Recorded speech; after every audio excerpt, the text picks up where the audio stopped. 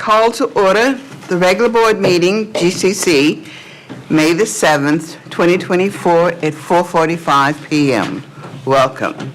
Call to order, roll call. Mr. Mark Anderson. Here. Mr. Harry Block. Here. Mr. Bruce Mandrake. Absent. Absent. Mr. Jack Turner. Present. And Lily Campbell present. 4 board members present and accounted for. Welcome, everyone. It is so good to see so many wonderful faces out there. And for those of you who are watching us virtually, thank you also for being with us today. We have an exciting board meeting with many things coming up, and we are excited to get our meeting started. And again, thank all of you, cabinet, administrators, staff, all of you who are here with us today. So glad to see you. And now we shall continue with our board meeting. Do we have public comments? We have no public comments at this time. Thank you. And now we are ready for the superintendent's update. We always look forward to hearing what you have been into and what you've been doing, Mr. Superintendent. Well, thank you. So we're ready for your report. All right. Thank you. Thank you, Madam President. Good evening, Board, and we want to welcome everyone in our audience to our board meeting tonight. I'd like to start tonight by saying Happy Asian American and Pacific Islander Heritage Month.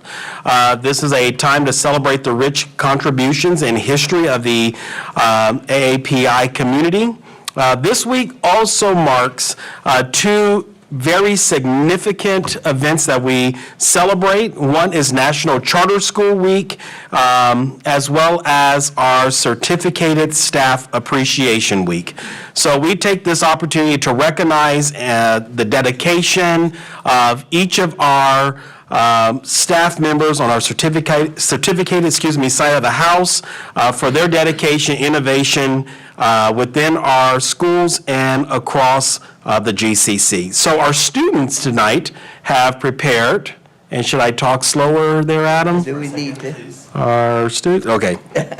So while Adam is doing something that our students have prepared, I also want to recognize that all of our GCC Gateway schools have received the prestigious Capturing Kids' Hearts National Showcase School Award this year, which means for the third year in a row, we are a National Showcase District, and I will tell you, we are one of about 30 across the United States. So it is a prestigious award and opportunity to share, and so that's a great opportunity for everyone to go ahead and clap for that recognition. Thank you. For our schools as well as for the organization.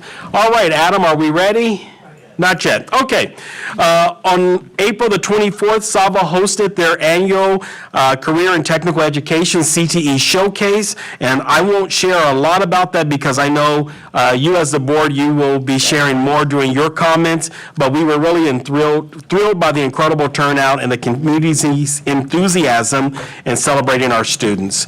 Our students at Futures participated in the Stock Market Challenge, and so we want to congratulate the students of Futures for securing first place in the annual Stock Market Challenge, and I'm not sure if those students are taking clients to start giving advice for investments, but what's that? They're day traders. They dare, okay.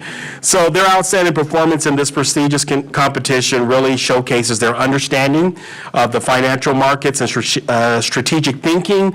And I point out that it is also one of our key facets of our Portrait of a Graduate is that they graduate life ready through financial literacy. SAVA also participated on May the 1st and 2nd at Consumers River College in the Design Builders Competition.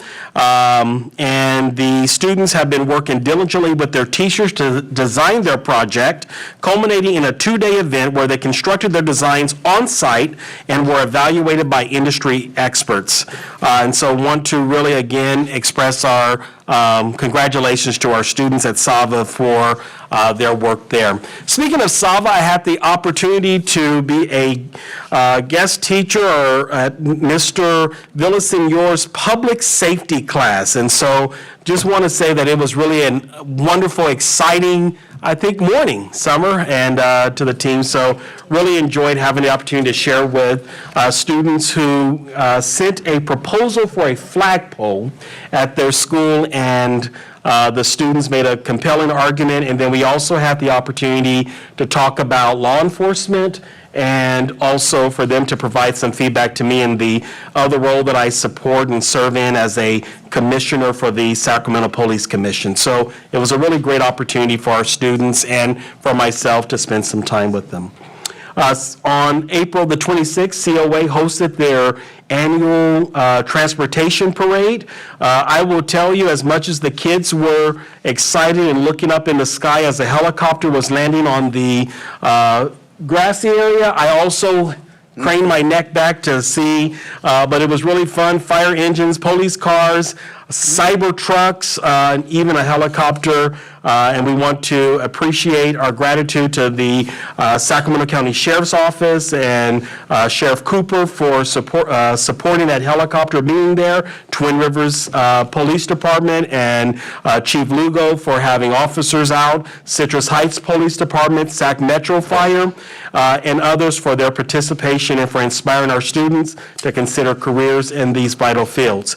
At the same moment, about a week later, as part of our College and Career Readiness Week at GIS, they likewise had an exciting day on April the 30th filled with guest speakers and interactive sessions from Sac Metro Fire, Folsom, Ready Mix, who provided our students with firsthand insights into their various respective fields. And I believe they even connected with a player from the NFL Miami Dolphins team.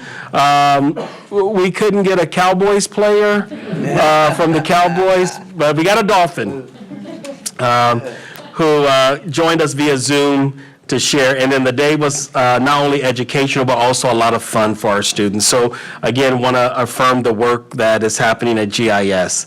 And so tonight, you're also going to hear about two amazing GIS students who earned the California Association of IB World School Student of the Year Award, and we'll share that a little bit later. Also, on last week, during the AXA Ledge Action Week, our own Matt Taylor represented Region 3 by advocating for our students' needs and priorities at the state capitol, and so I want to thank Matt for his work with Ledge Action. During that same time, I was unable to attend Ledge Action this year because I was at the WASC Commission meeting, actually not voting on one of our schools, but really proud of one of our schools who received their full accreditation, which was GIS. So congratulations.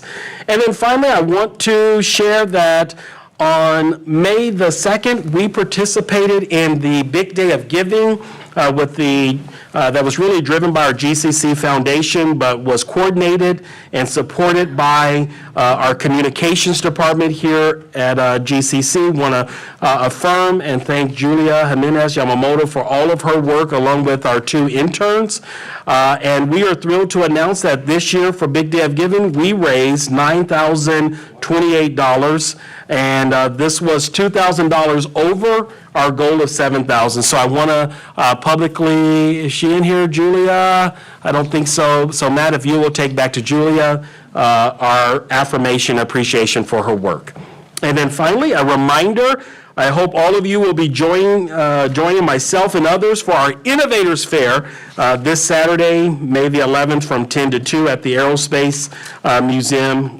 It's a community event, and I hope to see all of you there. All right, Adam, are we ready? Just about. I've ran out of things to update you, so I'll say that graduation and promotion season is quickly approaching, and you may have recently received your list of events, and so we look forward to celebrating the accomplishments of our students. So while we are waiting for this video to get put up, I would like to invite Mr. Coy up to bring our students for the IB World School Student of the Year Award.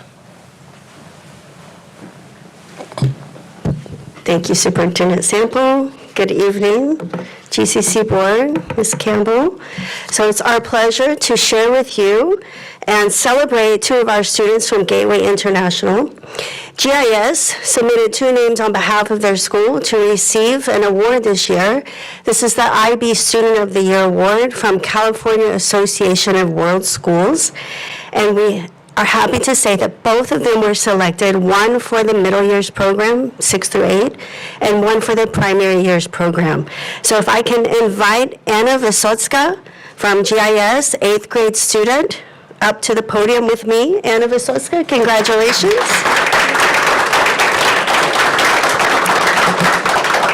So Anna embodies the essence of a thinker in the IB program, consistently contributing thoughtful questions and insights to class discussions. Her unwavering dedication to excellence, coupled with her willingness to embrace challenges and take initiative, sets her apart as a true leader. Anna's principled yet open-minded approach to learning, paired with her genuine passion for education, makes her a deserving recipient of this prestigious award. Congratulations, Anna. She is also an all-A student in middle school, 6th, 7th, 8th grade, and she's diligent, a hard worker. Her community project this year was comparing iReady assessment to the NWEA assessment. And her conclusion was that the thing that matters most is the motivation of the students. So congratulations, Anna Vysotska. Steve, and now I'd like to invite Margarita Buzian from 5th grade, the primary years program, up. Congratulations, Margarita. Margarita's journey from kindergarten up to now, her 5th grade, exemplifies the essence of an IB student. From her earliest days, she showcased a dedication to learning, embodying the spirit of inquiry with a genuine thirst for knowledge. Despite her initial shyness, Margarita demonstrates remarkable courage as a risk taker, bravely sharing her thoughts and ideas with her classmates. In the face of unprecedented challenges, Margarita's self-efficacy and self-management skills shine brightly, highlighting her extraordinary commitment to her own education. Margarita's diligence, attention to detail, and positive attitude towards challenges makes her a shining example of what an IB student should be. And she's also had straight A's this school year. So congratulations, Margarita, for being Student of the Year. And I'm really happy to share that both of these students will receive a $250 prize each from California Association of World Schools. And they will be honored at their end-of-year promotion ceremonies at GIS. And so with that, we'll ask you to take a picture with our board president and our superintendent.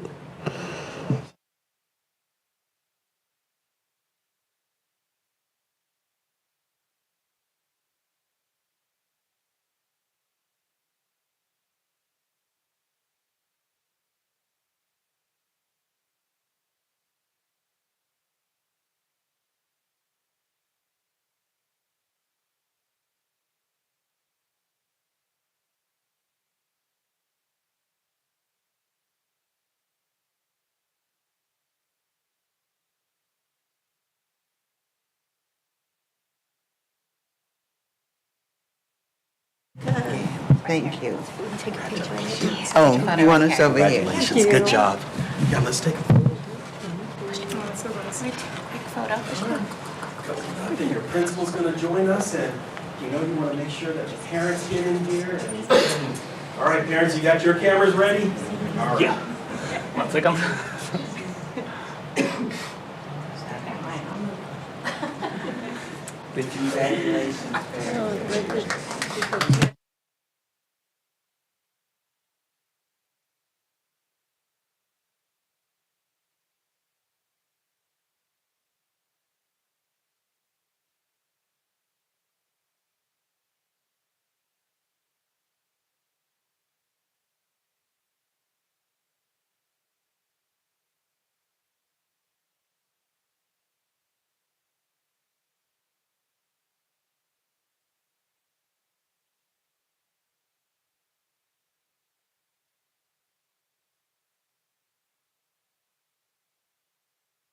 Sorry. Thank you, Adam. Now we would like to share with all of our certificated staff a special message from our students.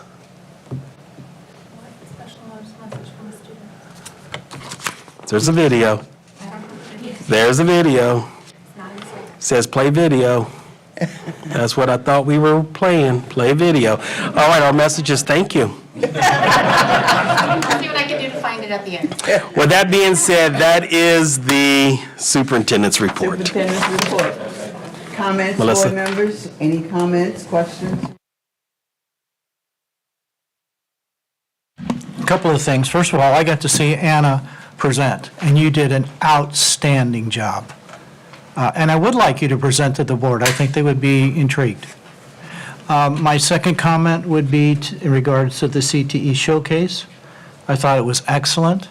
We had lots of student representation. We had kiosks, demonstrations. We even had a fashion show.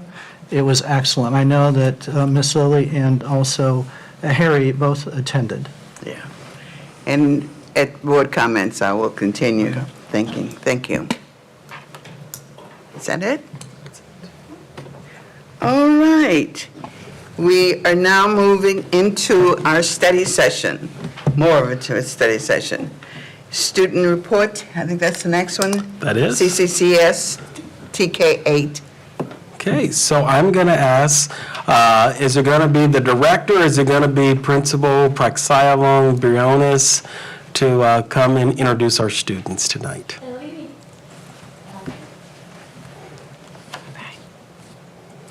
Good evening. I'm sure. Hold on. Do I have to hold it down? No. Okay. My first time on the podium, guys. Good evening, Superintendent, Board, and GCC Cabinet. I'm very excited to be introducing two of my middle school students today to do our CCCS TK8 student report. So I would like to invite Zoe and Yaret to the podium. And just a quick introduction, I want to just affirm and recognize the support. Not only, I kind of blindsided them a little bit. I'm like, you know what, we need to present our amazing school to the board. And I'm like, you're doing it, you're doing it. They're like, okay, like without any question, resilience. Really good motivation, though, so they'll share with you the motivation. But also, I want to recognize and affirm their family, who is seated back there. Can we just give them a round of applause? They've been part of the CTS family for a couple years. And so, without further ado, I'm going to turn over this presentation to Zoe and Yaret. Good afternoon. My name is Alpha Leva. I'm a 6th grade student at CCCS TK through 8. I'm also a part of the Student Site Council, and I've been a part of CCCS for 3 years.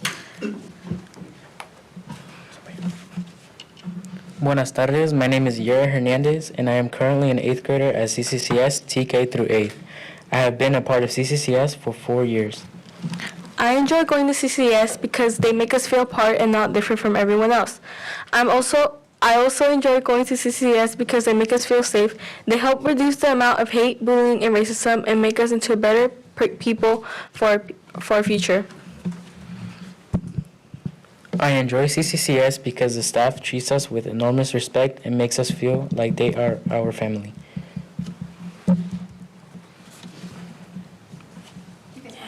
Slide 2.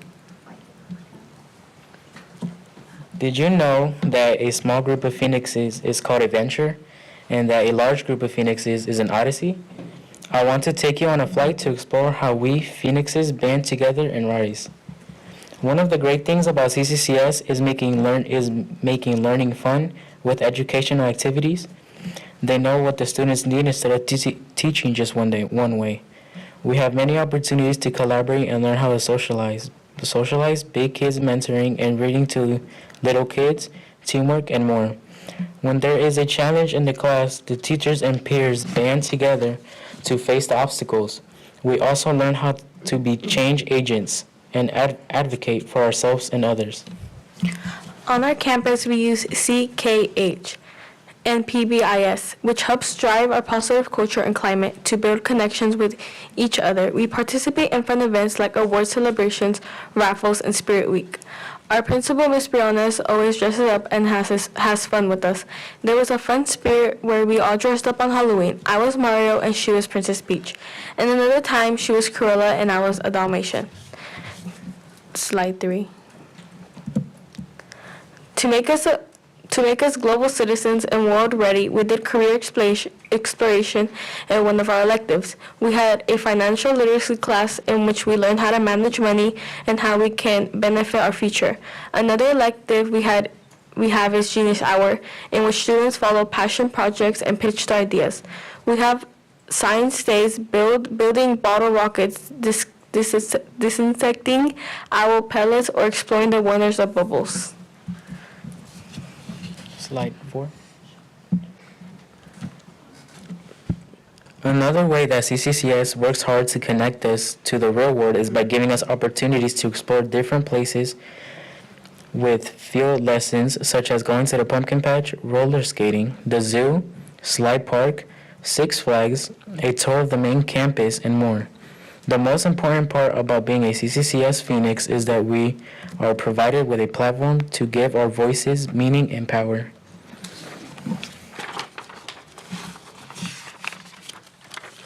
We're Mexica, Mexicana, Chicana, Latina, Hispanic, and Spanish. We are the song of Chicano pride, and like phoenixes, we will continue to rise. Thank you.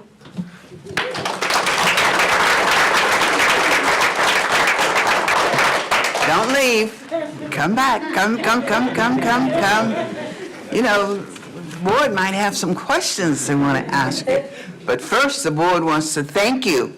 Thank you both for your personality. Thank you both for being able to stand and speak to us as you did. It was very, very profound. Thank you so much. Now, are you sure you're really enjoying that school, or did the principal tell you to say that?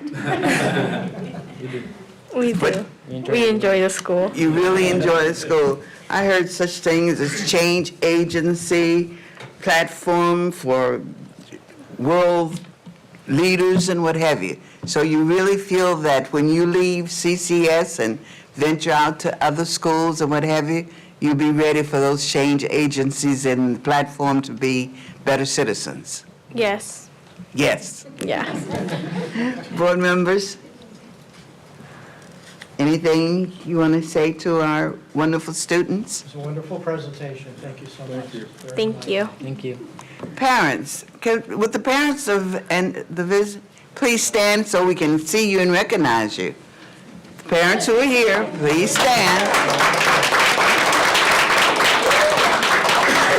Thank you. I know the principal did recognize you, but as the board, we want to recognize you and thank you for having such wonderful children and good students. So we really appreciate you. Thank you so much. All right. You may go now. Thank you. Great job, guys. Thank you. All right, thank you to our students from CCCS TK8, and congratulations, we now have the teacher appreciation video up that we will now share. So let's go ahead and jump in.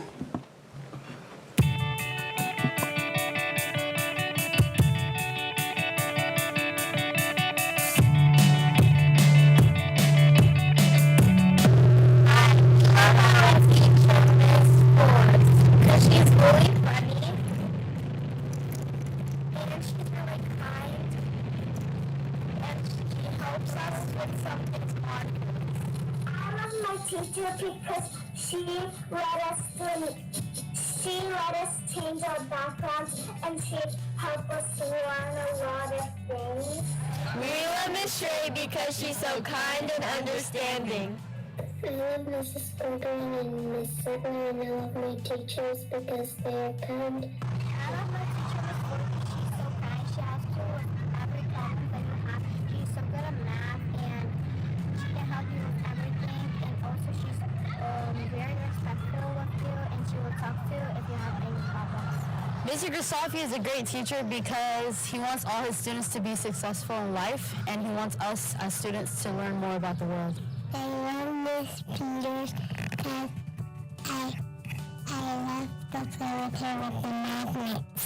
I like Miss Thomas because she's the best teacher ever. She's like kind and respectful and just the best teacher ever. I love Miss Dilla more because she takes us on fun field trips all the time, like the farm, the Smith Museum, and even a play. And at the end of the school year, she's gonna take us to the state fair. She has to do fun stuff all the time, like multiplication drills, compare and contrast, which that's really fun to me. I love compare and contrast. And yeah, that's why I love Miss Dilla more. She's the best teacher in the world. I love when my teachers understand me and know how I feel all the time. I love Miss Tamio because she's kind, respectful, and beautiful. We appreciate our teacher because she's very helpful and respectful, and she's caring, and she always thinks of us, and she pushes us to do our best. Yeah, she always pushes us to do our work and always get done with all of our work and make sure we're on top of everything, and I really appreciate that about Ms. Hill. And we also appreciate every other teacher here, and I'm very thankful for having all of the support that everyone gives me. Yes, everyone's amazing here. I like my teacher. I like Miss Flipper because she's nice. I like my teacher, Miss Wise, because she is making to learn fun. I like my Spanish teacher, Miss Rossi, because she's nice to me and she gives us snacks when we're good. Thank you, Ms. Perez, for teaching us calculus. Thank you, Ms. Costello, for all the fun field trips and all the fun experiments. Thank you, Ms. Melendez, for being a great teacher for our math class. Thank you, Mr. Stewart, for the classes that we have, for the soccer that we're playing together, and thank you, Ms. Martinson, for the excellent work with us, for the experience that you gave us. We love our teachers! Happy Teacher Appreciation Week!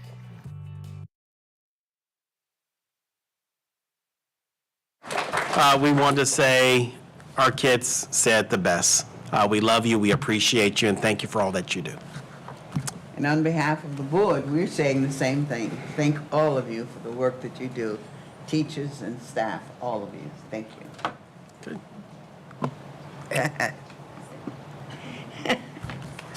All right. And I guess our next item is surplus disposable items update. Yes. So thank you, board. I'm going to ask Executive Director Mr. Elliott and Mr. Little if they'll get ready to come up for the presentation of this. This is a follow-up item that the board asked just in terms of what is our surplus disposal procedure across the GCC. And so we wanted to share with you this information. So, Mr. Little. And before we get started, I know we have students here who need to go home.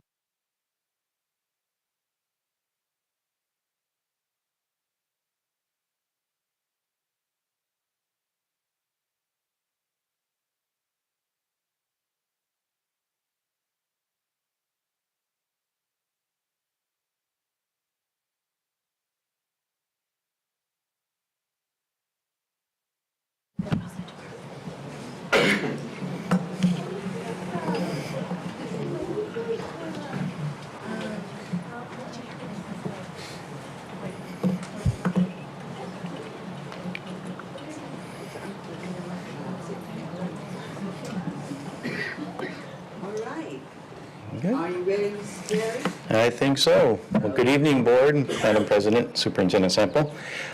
We just wanted to go through a quick little procedure of what we do for our disposal processes. Is this not working? Oh, you take care of it? Okay. So we had kind of broken apart. We got technology, and then we also have our furniture surplus. Technology, what the process is the sites, when they have something to, a bulk of technology they want to dispose of, they'll submit a list to us. It goes directly to our GCC Tech Support and Fields Service Specialist, which is John DeMarco at this point. He will go and pick those items up, bring them back, go through those, find out what's being able to be used as a secondary use. He'll find out what's serviceable, and then he'll reallocate it to a use within the district.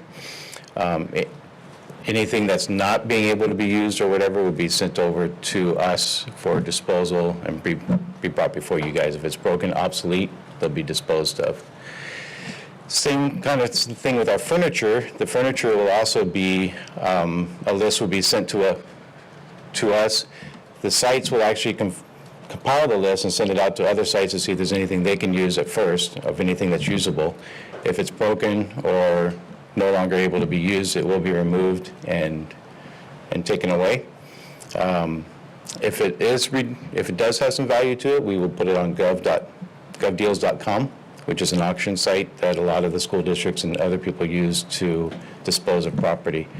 So that's kind of our gist of what we do for our disposal. And if you have any questions on that.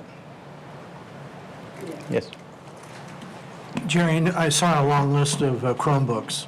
So how much usage do we typically get out of those? The Chromebooks usually, I mean, that'd be more of a question for John, but the Chromebooks, I think we get a couple years at least out of those before they're deemed not usable anymore. Okay. And it all depends too as the amount of use they get, if they, are broken or whatever too, before they come up to us. Some of those that are not that are no longer used on sites are being used for other purposes as well. Okay.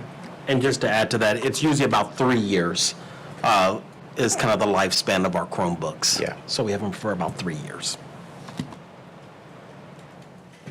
We had a lot of Chromebooks this time, a lot of them. Where do they go?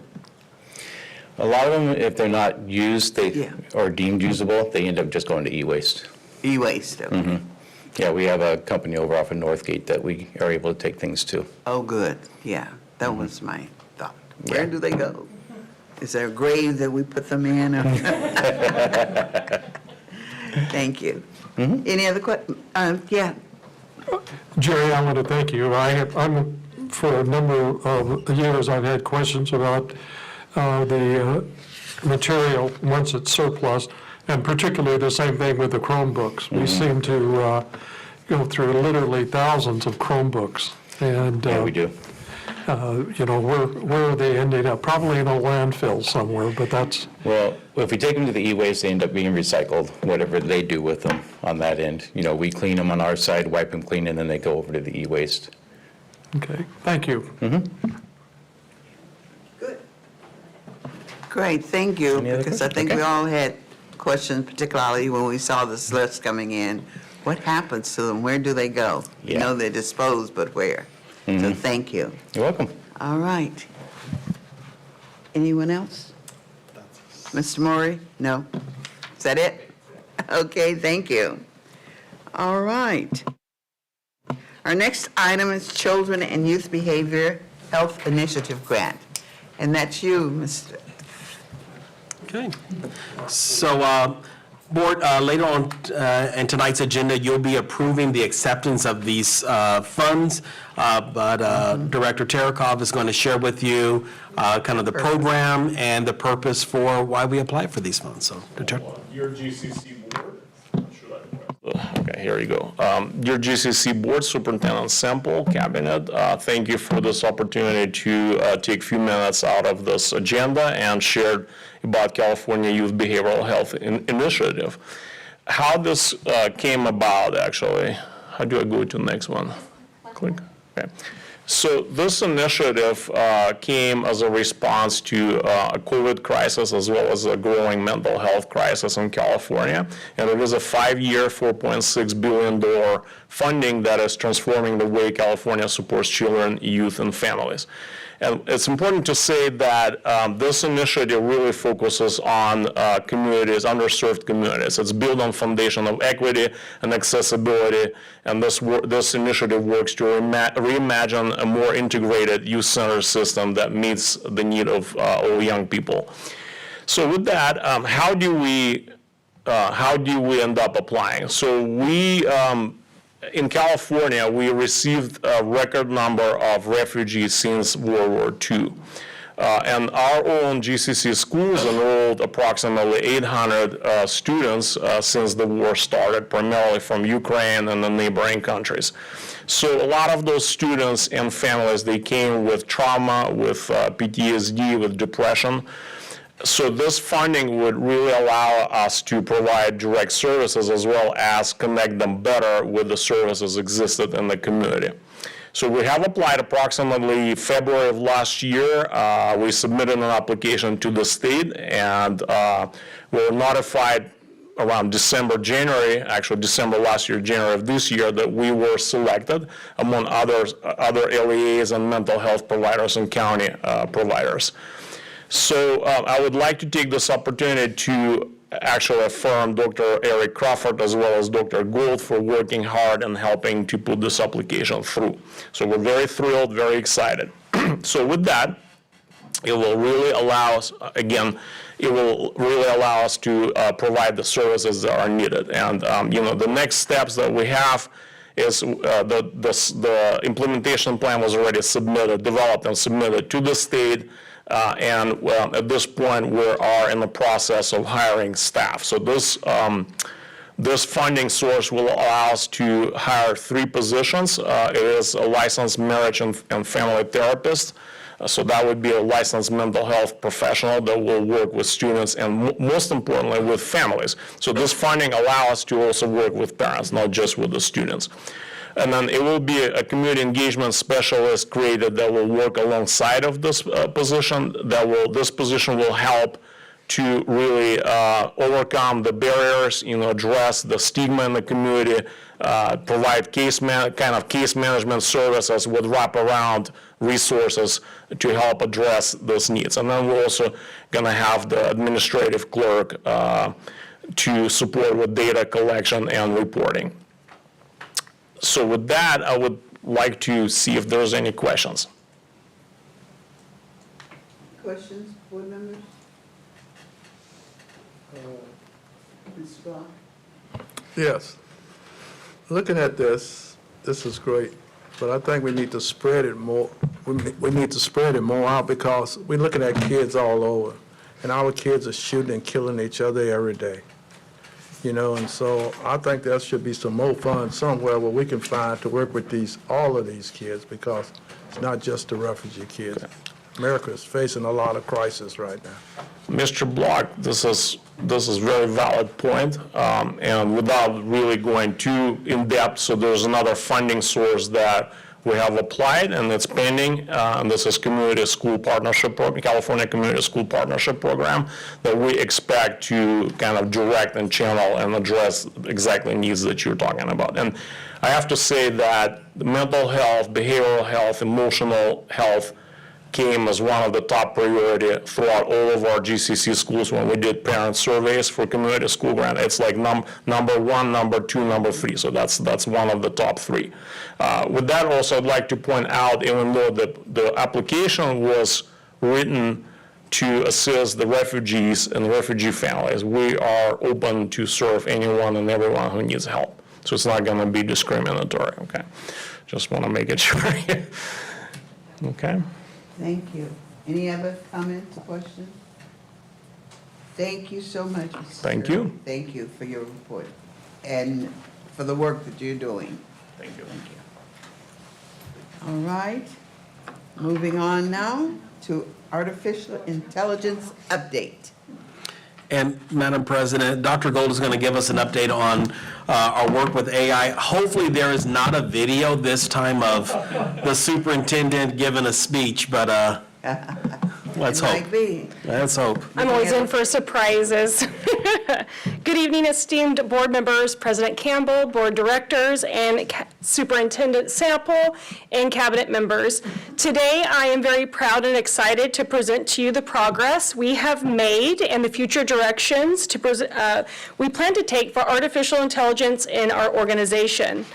As we strive to position ourselves at the forefront of technological advancement, it is crucial that our strategies align with our portrait of a graduate in the GCC strategic plan, ensuring that we not only adopt and adapt to the future, but also practically prepare our students for the careers they will pursue in their future.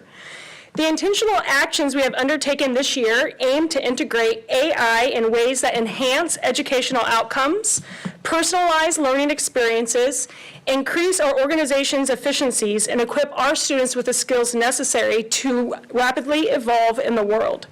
Tonight, I will outline what's new in AI since our last study session, as Mr. Sample said 9 months ago, our achievements to date, discuss our next steps, and share our strategic vision for furthering incorporating AI into our instruction and administrative processes. First, I would like to begin. No.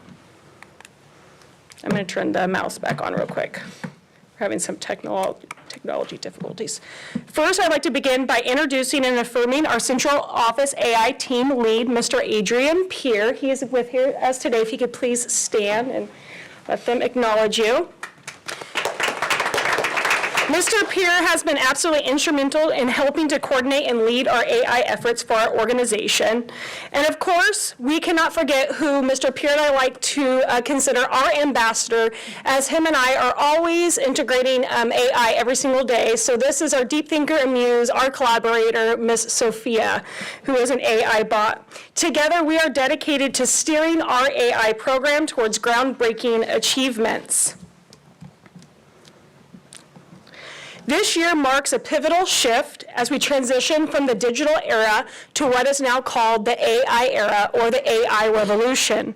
Currently, we find ourselves in what I like to describe as the dial-up stage of AI, a nascent phase full of developments that are as astonishing now as the advent of early computers and the birth of the internet. While today's innovations will amaze us, they represent just the beginning. Soon, we'll view these early stages of AI much like we now see those initial technological breakthroughs. Today, right now, I'm sharing you an image at the very top right to show you how rapidly this technology is advancing and how much better it has progressed in just a short amount of time. So if you see the top left image, this is by a AI platform called Midjourney, which is one of the most superior AI image generators. And then you'll see at the very bottom, so that one was March of 2022, and at the bottom you'll see the same image created in December of 2023. I want to show you today, in just 5 months from December 23 to now, what the AI generation is able to do. So this is 100% AI generated pixel by pixel. This picture does not exist, and if you can see, it looks like a photograph and very real, and that is just in 5 months from December 2023 to May.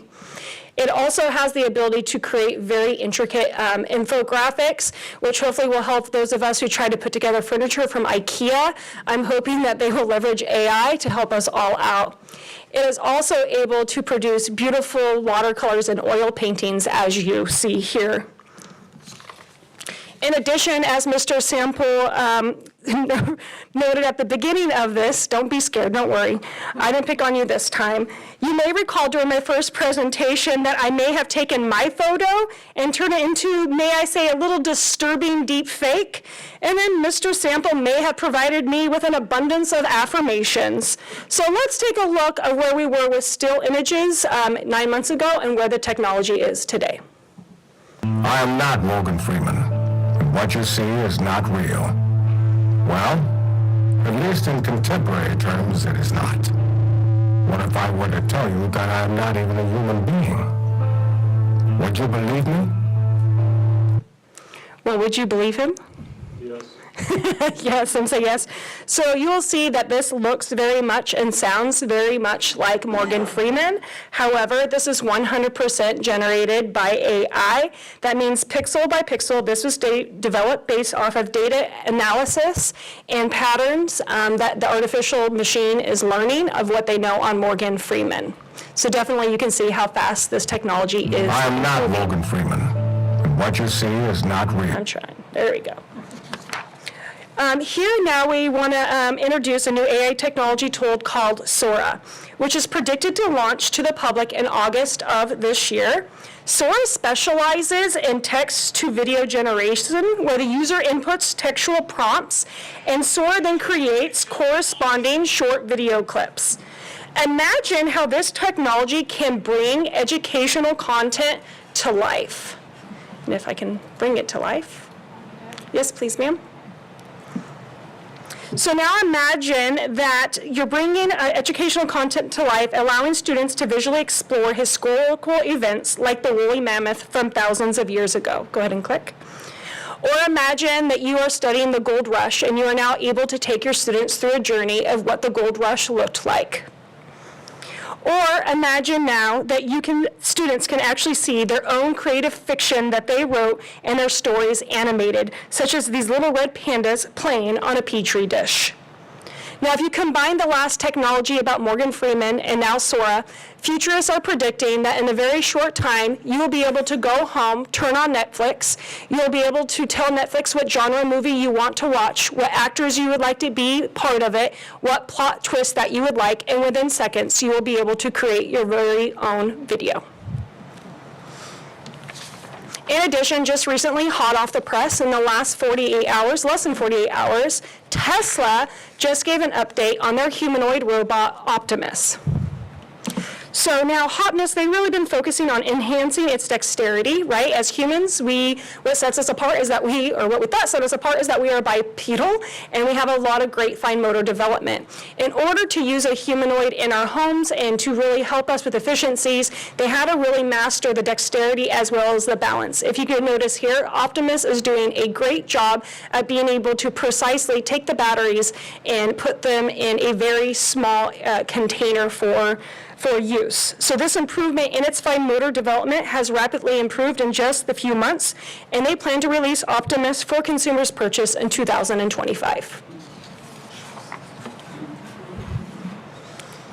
Some other new AIs, I won't go into too much depth of these, but Meta AI glasses, I hear that Superintendent Sample may be on the wait list for these, coming out soon. So that means he's going to be able to take his virtual assistant with him everywhere. Sorry, Melissa, you won't fit in his pocket, but his AI glasses will. Also, what I want to highlight on here is Nature's randomized study on 16,000 patients. They took 450,000 EKG images and trained AI on those images. And what ended up happening is they found that it was able to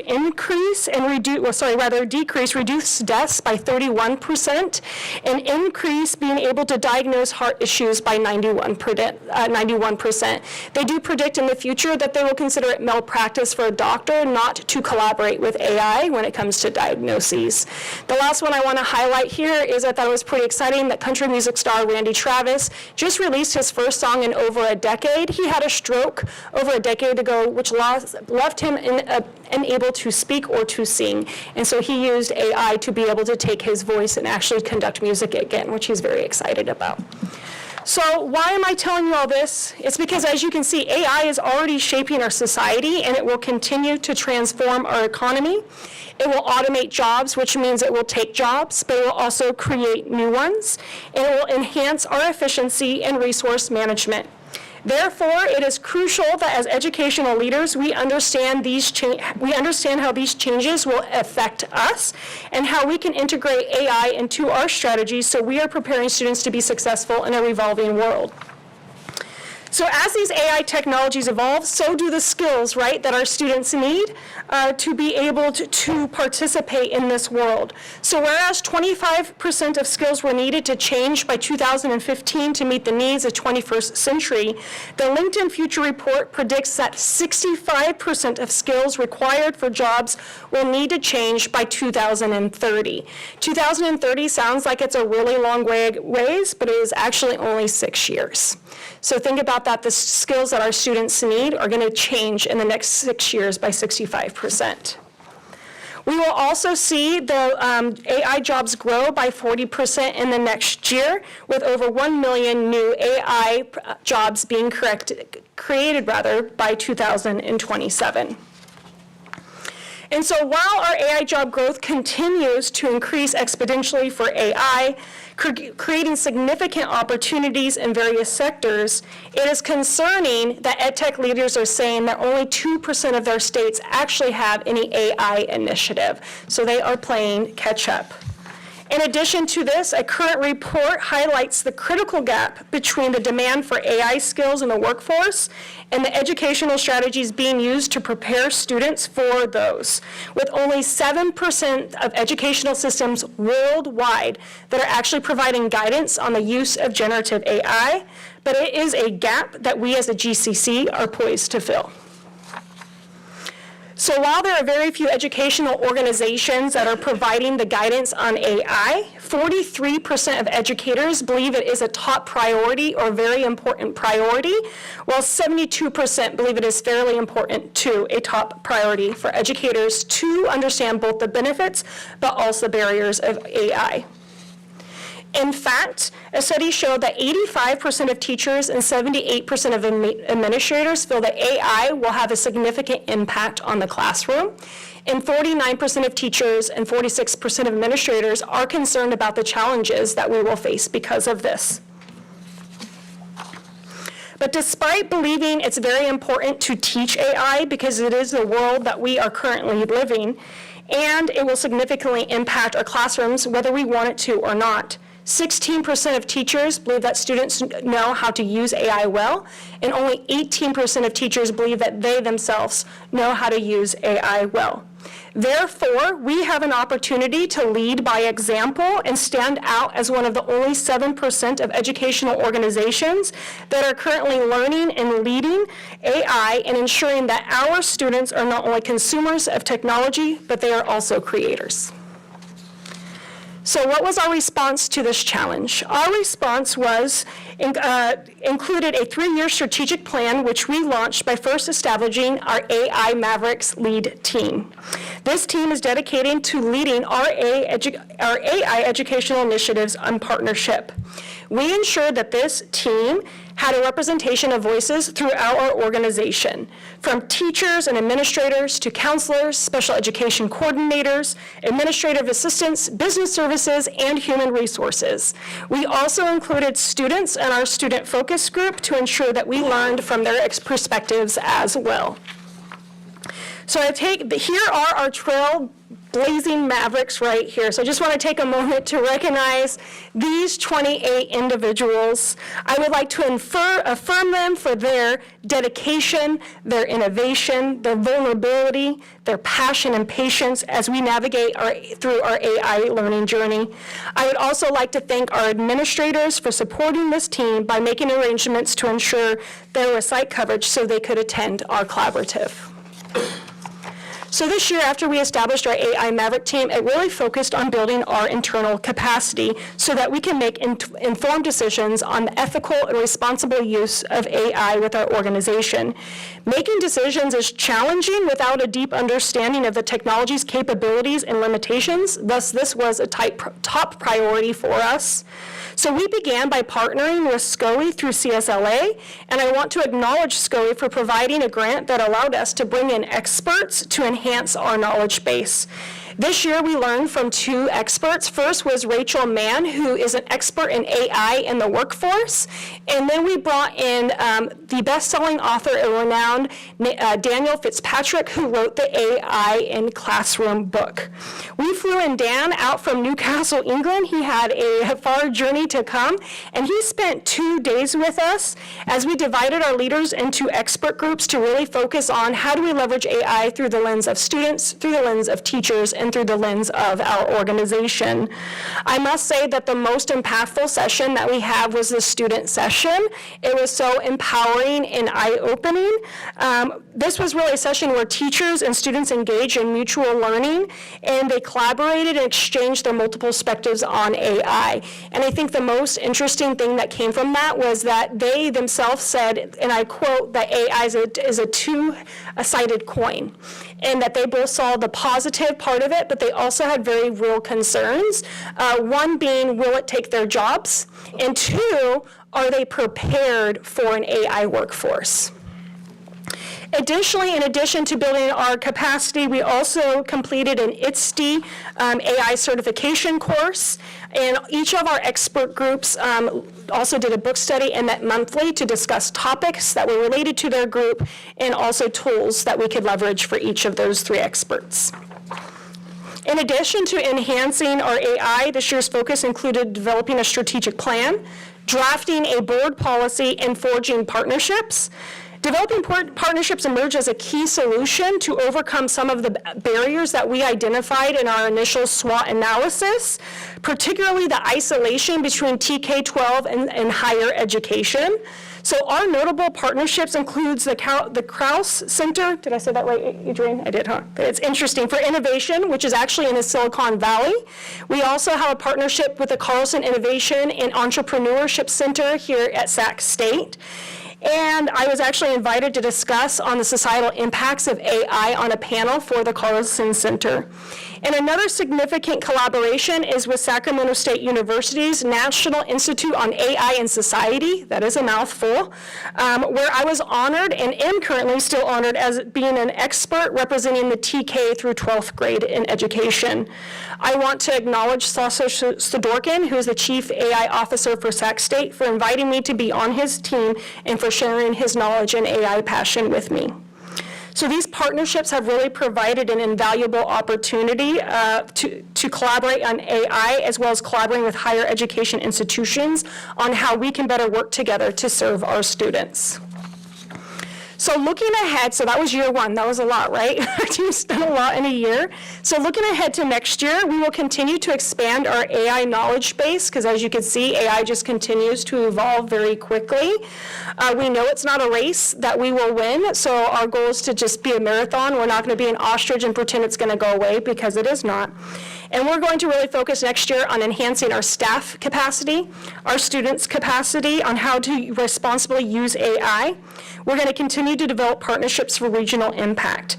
And we've actually already done this by inviting Rockland Family Academy of Schools and Natomas Charter to join our learning initiatives.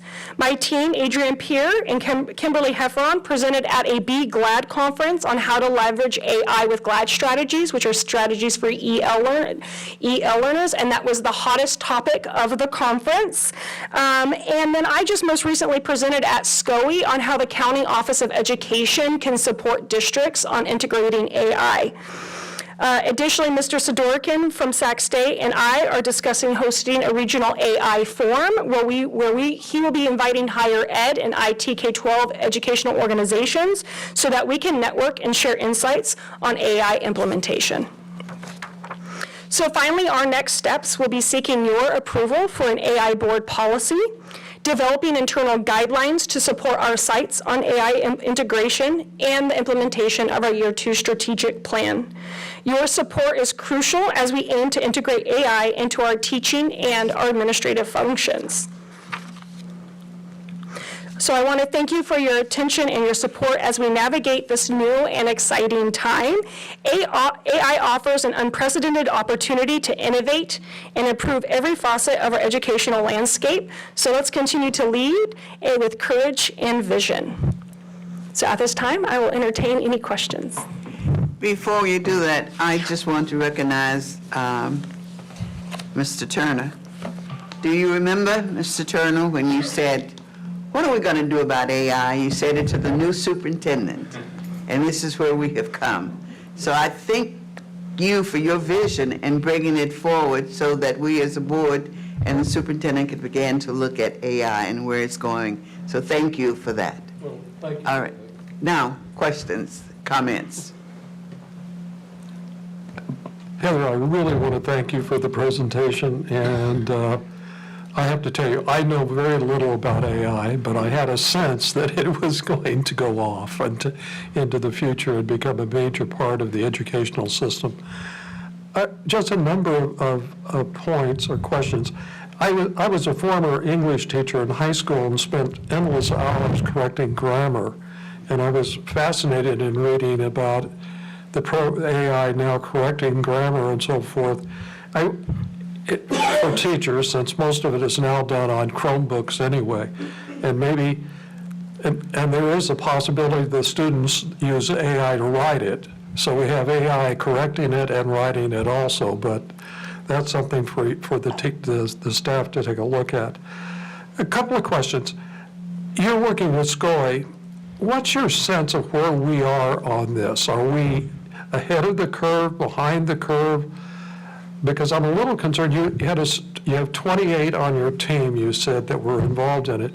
And of course, we have a much larger teaching staff. And so one of my questions is, what's your overall sense of the reception of it in Gateway Charter Schools? And then what's your sense of where are we, let's say, the Sacramento County, where are we as far as adopting AI as part of our educational program?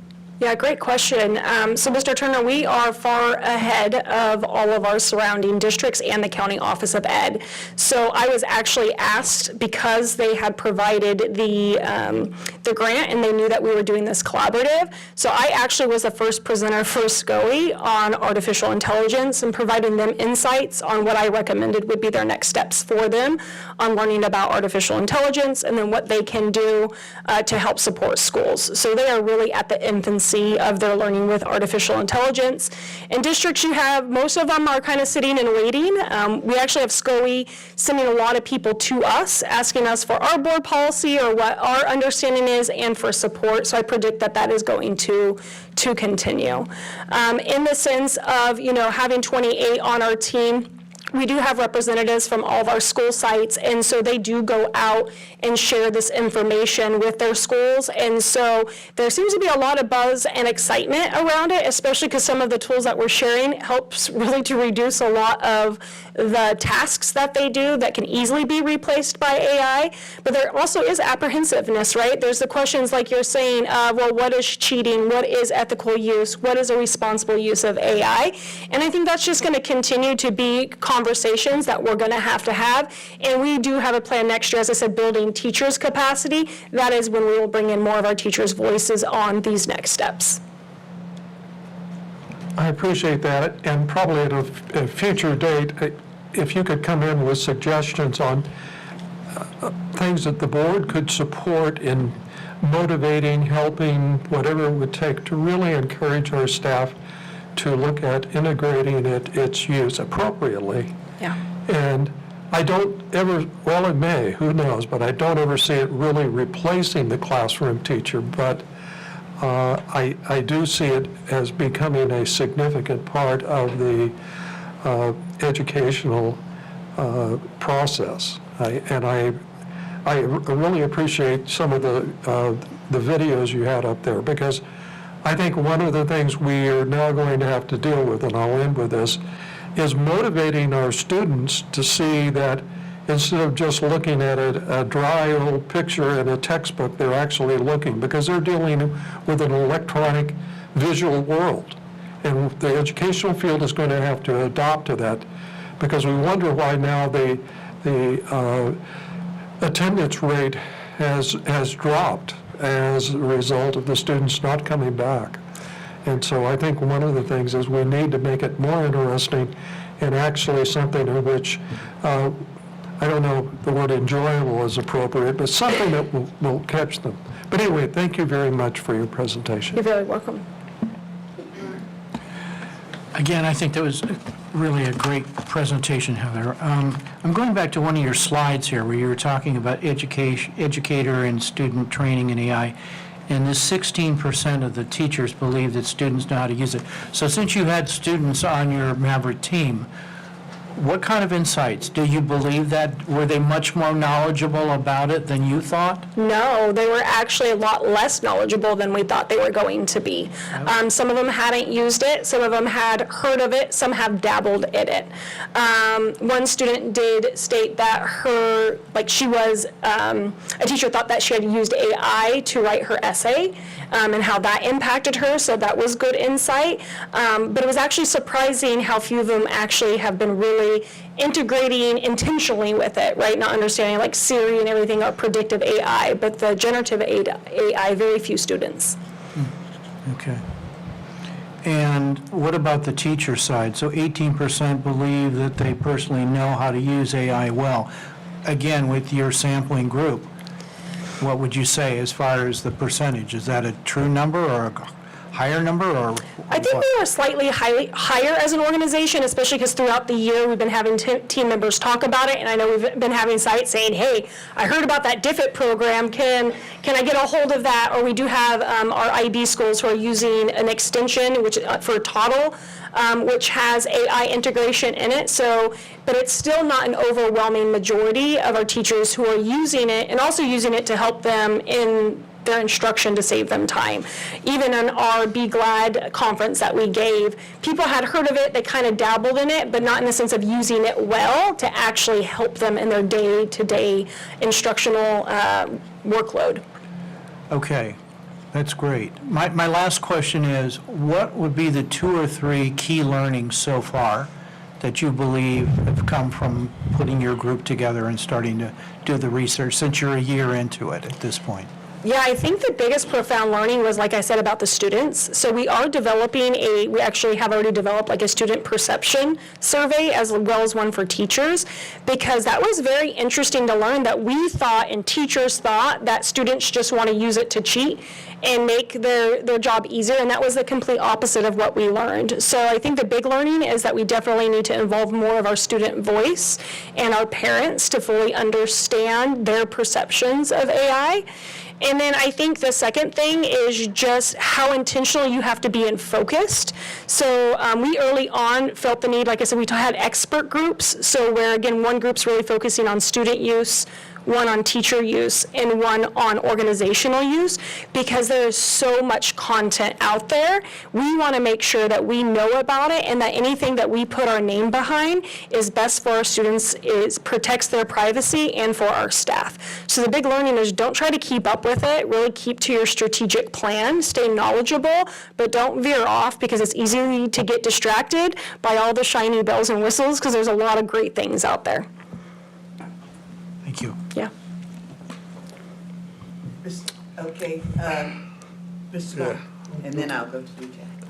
You know, thank you for putting my brother up there, so he was a good picture.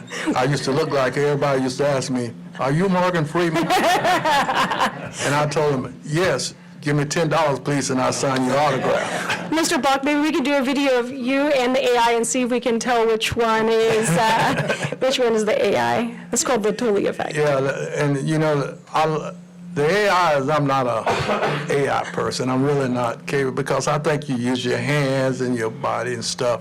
And I'm thinking that people are going to become so lazy that they're not going to be wanting to do anything but let AI do it.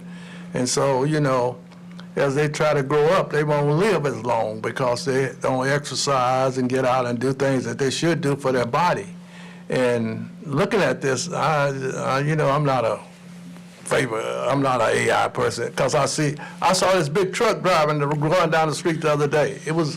The guy was sitting in the side. My son said, "You see, his truck is driving itself. It's you know, pulling this trailer." I said, "Oh Lord, don't get too close to it." Well, you know, Mr. Block, the thought is that the AI would do all your chores at home, so you could actually go golf more and get out more, so you can still get that exercise they probably going. take up my golf course. So yeah, but that's just my thought on it. So thank you, but it's a great presentation. You're very welcome. Mr. Turner. Yes, just to follow up on something that Board Member Mark raised, and that was the fact that we assumed the students were very familiar with it, and they are not. And this is something for you and Maury. I think I could see this as being a career pathway as far as training students. And I think it would certainly be something that would attract I believe we would be the first to offer a career pathway in AI in the Sacramento area, but I could see where companies would jump at hiring students that have been trained on how to use it and to come into an organization and work with employees. But anyway, thank you. Absolutely. That was actually, Mr. Turner, what I spoke to Scully about, is that if they are giving districts advice on continuing coding classes, that's actually very archaic now. Rolls-Royce, all these companies actually use AI to code, and so the recommendation would be more to start AI courses or pathways, where coding still is at the higher knowledge rate. You have to understand the principles of it, but you don't actually have to understand the intricacies of it. So AI is absolutely a pathway that should be explored. The future looks interesting. It definitely does. You know, when we brought out so many computers and what have you and entered into the classrooms, we were reluctant in a sense, thinking it's taken away the teaching aspect of it. So I guess we have to get ready for AI too. And you did say board policy would be coming? Yes, ma'am. Okay. What are you looking at in terms of submitting? We are looking at submitting by the end of May. By the end of So May? our next board meeting. Oh, okay. All right. Thank you so much. Yes. And we'll just wait and see where we go from here. Wonderful. Thank you so much. Thank you. Thank you for your report. Okay. The next item is GIS Facility Improvement Update. Mr. Maury. Well, good evening, Madam President, Superintendent Sample, and GCC Board. Tonight, I'm going to circle back to a presentation I gave at the board retreat in February. As we talked through our different GCC facilities, one of the future projects mentioned was another GIS facility improvement project. Tonight, I'm going to outline what this project looks like, and then at our next board meeting, we're going to bring you a full proposal for your consideration. For this project, we have 6 specific items that are going to be done. We're going to bring in 4 modular classrooms plus a modular restroom to bring more classroom space to the campus. We're going to provide a shade structure. We're going to provide field upgrades with a new sod and a DG track. We're going to provide 2 TK prefabricated classrooms, a TK playground, and a kindergarten playground. At the board retreat, you saw the picture on the left of your screen. I went ahead and took a snip from Google Earth so you could see the actual campus to try to overlay this and get a better visual of where everything will go. Obviously, the new field will go in the middle of the brown field. It obviously needs some work, needs to be renovated. This picture is in the fall, so you wouldn't expect it to be at its peak, but definitely from the picture you can tell a lot of work needs to be done. There's a lot of holes in the field that constantly cause issues. Sprinkler system doesn't work, so all that will be repaired as part of this process. On the right side of your screen, you see 5 or 6 modular classrooms that were put in during the last renovation project. We will go ahead and put 4 more modulars along with the restroom lined up directly with those on the right. If you look just below where the field will go on the blacktop to the left of the basketball courts, we'll put a shade structure.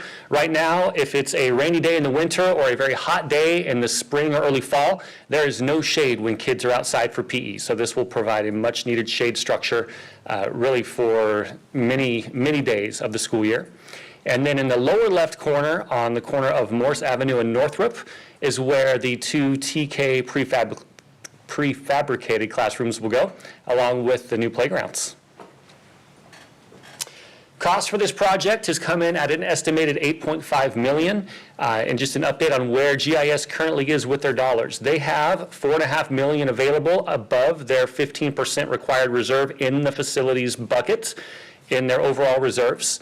We do have about $750,000 in ELOP funds available that we'll be able to use for this project. And Elmira and her team are working on securing about $3.2 million in loans to make up the $8.5 million that the project will cost. Looking at the timeline for this project, the modular classrooms, field and shade structure are the top priorities. The modular classrooms will lead to the increased enrollment. San Juan believes those could be done by the fall of 2025 to where the school can fill those with students.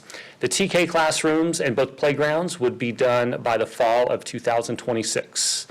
Current enrollment at GIS is 598, that is at their capacity, and the wait list already for next school year is well over 100, sitting yesterday at 124 students. Enrollment capacity after project completion will move up to 650, with most of that being the TK growth, and then small pieces of that being additional students in kindergarten through 3rd grade. With that, I'm happy to take any questions on the project. Yes. Mr. Anderson. Maury, have we considered doing artificial turf instead of grass? We sure did. That was the preference from the entire GCC team and DEEP. San Juan is not putting artificial turf on any of their elementary school campuses. Their reasoning was that the maintenance was something they didn't want to work with, and because it's a district-owned facility, we are at their discretion for what they allow us to do. Yes, Mr. Durham. Thank you for your report. I was wondering where they were going to put the new classrooms and to fit in the space that was there. And it's impressive. Say congratulations to all the staff there on their growth. A question on, if you look at your map here of where the new portable classrooms are going, well, not portable. Yeah, Nothing's modular. portable Yep. anymore. On the left side here, that's right at the corner. Is there any concern about it being really in a location where two busy streets come together? No, there will be fences around the TK classrooms and playground, and if you were able to walk the site, you'd see there's plenty of space in that square area to fit Okay. these in kind of the upper right-hand corner away from the street. So we have plenty of clearance. San Juan was very detailed with us when looking at those plans, and we feel confident that is a good, safe place for those TK classrooms. Thank you. Can I ask one more? Yes. So I notice here on the other classrooms, so we're allowing a continual perimeter here, so we could intentionally add more modulars if we wanted over Up that time. right Up that side? right side. We could, now the black line you see running through there is the main sewer line. So there are some restrictions there. Could we squeeze in a couple more in the future? It's possible, but it would be very tight and costly if we had to move the sewer line. Thank you, and I'm sure. Thank you very much. The staff at GIS is happy to see the report coming to the board. We've talked about it on several occasions, so thank you very much. Okay, with that, we are going to now move into our consent agenda items, board members, and adoption of GCC board meeting 4/23/24. Personnel consent agenda, purchases over 30,000, disposal and surplus technology, we've already heard about that. California Interscholastic Federation CIF League Representative, Children and Youth Behavior Health Initiative Grant, we heard about that. 2024-25 Prop 39 Facilities GIS Lease Agreement with San Juan, and job descriptions, which is new. CCS overnight field trip to Yosemite, and revised curriculum list EPIC. I will first entertain a motion. I have comments, so I will entertain a motion. Yes. Move approval? Second. Second. Okay, I want to go back to personnel consent agenda just to say that I noticed we had several promotions from instructional assistants to teachers, and we have a new principal in our personnel consent agenda. And I want to applaud you and Human Resources for making those changes, because we really want to continue to increase promoting our own. So thank you. And I know you have, okay, before we do that, yes, you have another comment? Can we pull number 3 and vote on that separate? I have a couple questions on that. Well, we can answer the question that I have. Okay, purchases over 30,000, that's when you want to pull? Okay, so we'll be voting on 1, 2, 4, 5, 6, 7, 8, 9, and 10, and we'll go back to that. So, okay, all in favor? Oh, roll call, let me call roll, please. Mr. Anderson? Yes. Harry Block? Yes. Bruce Mandrick absent. Jack Turner? Yes. Lily Campbell, yes. Okay, we go back to item number 3, purchases over 30,000. What do you, Mr. Block? The 30,000, I was looking at the scoreboards for future. What happened to the scoreboards and stuff we already had? So Director Block, Mr. Elliott will share that information with you. Mr. Elliott? So the scoreboard we have there is still there, but the plan is to move that board to the new CalFit facility and utilize it at that new campus. And with the new video scoreboard, we are going to be able to run advertising campaigns each season for all of our CIF sports. And we believe that we will quickly make up the dollars we're spending on the scoreboard through those advertisements. Also, I was just concerned because I saw some things in there I didn't quite understand, such as... Your mic. Oh, I'm sorry. I didn't understand, these expenses, where they were, I think it was something like charges for insurance stuff and this and that I saw in there. The quote involves all the insurance for installation of the board. It involves the networking.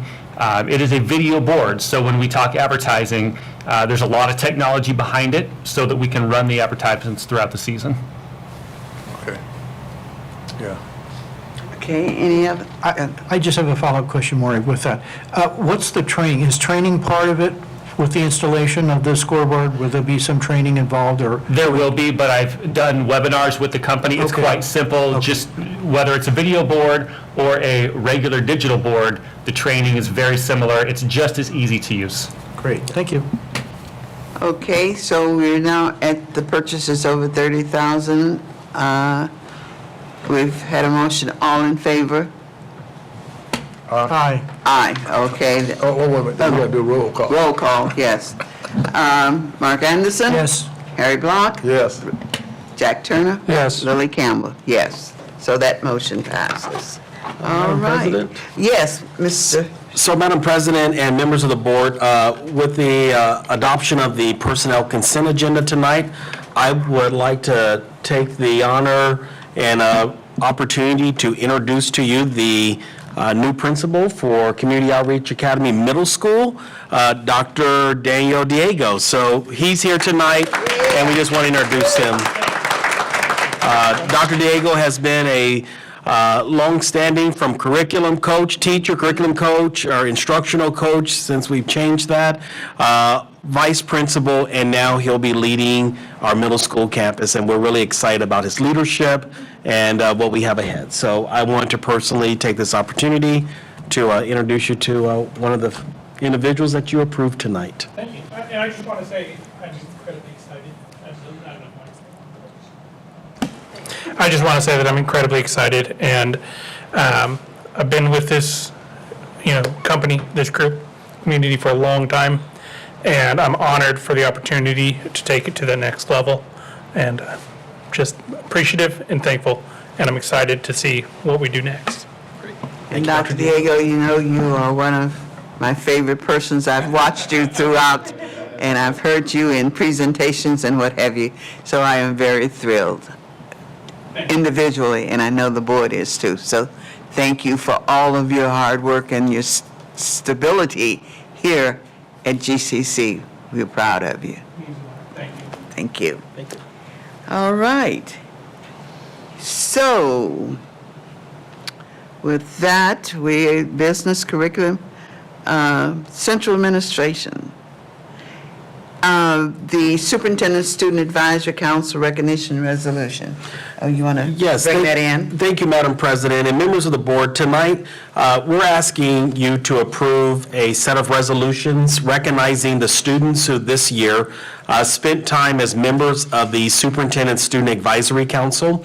These students represented each of our high schools across the GCC, and really, I will tell you, these young people have been invaluable in the input that they have given in terms of what they're looking for from us as the adults and us as the educational leaders. The students that you see reflected here, Preston, Maya, Haley, Madeline, Edward, Alice, Jayla, Nicholas, and Kayla, all have just, I will tell you, a few of them are seniors, so they'll be leaving us, but the others have really done a great job. Even this Saturday, I think they'll be at the Innovators Fair, helping and assisting as our student ambassadors.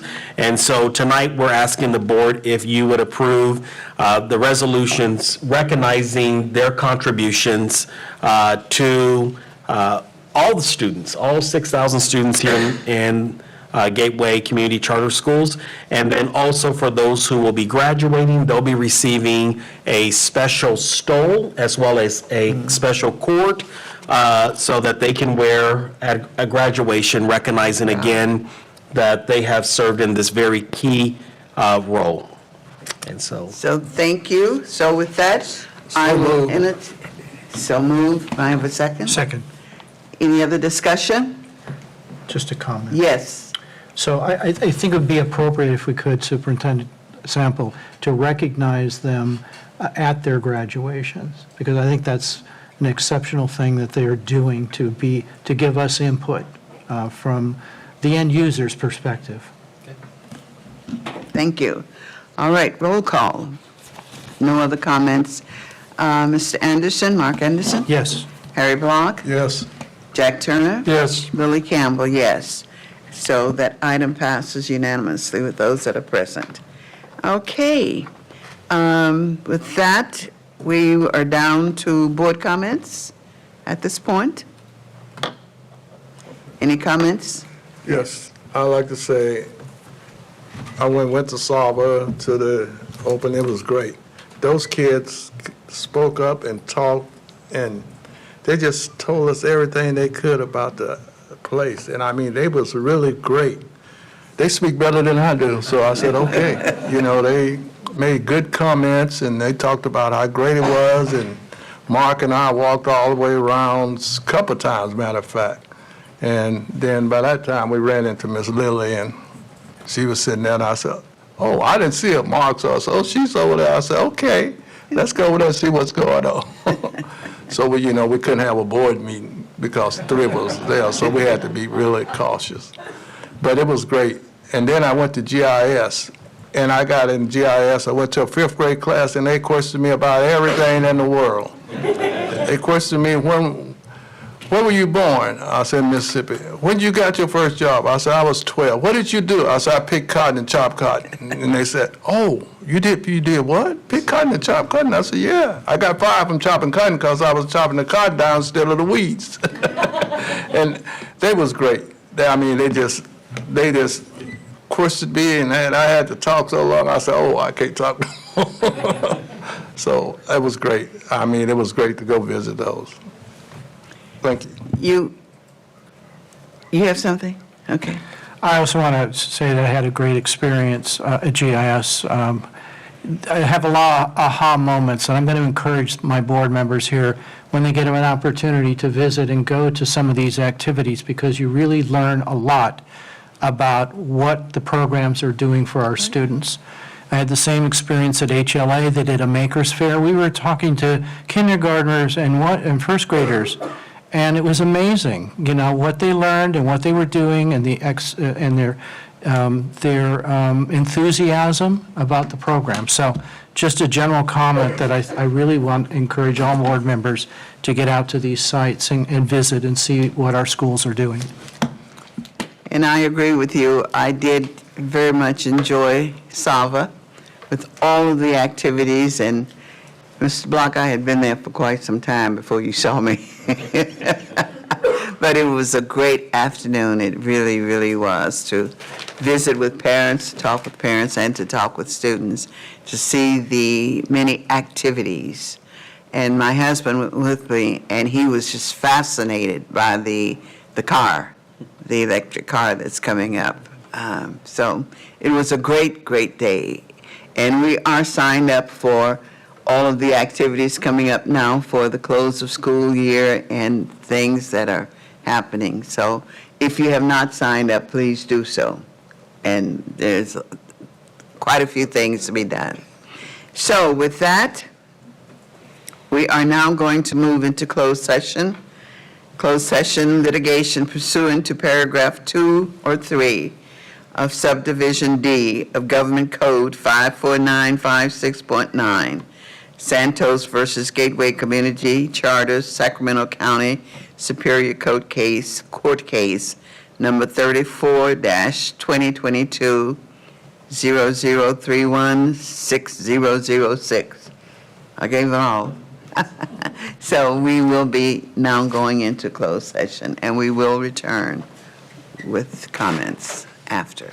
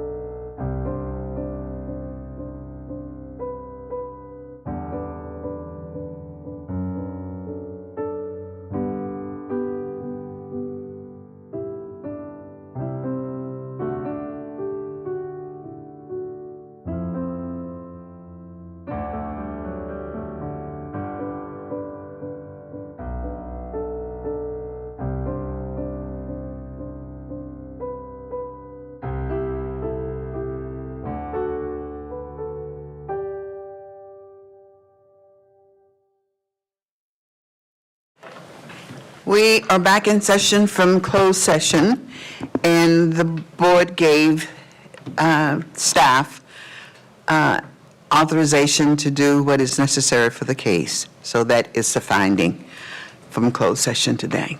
So that's it. And now, I think we've done everything. Next board meeting, It's going to be May 21st. May 21st, board meeting.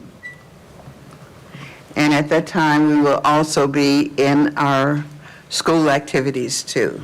So please be aware of those. Any other closing comments, board members? Hearing none, I will ask for a motion for adjournment. So moved. So moved. Second, all in favor? Aye. Meeting's adjourned. Thank you.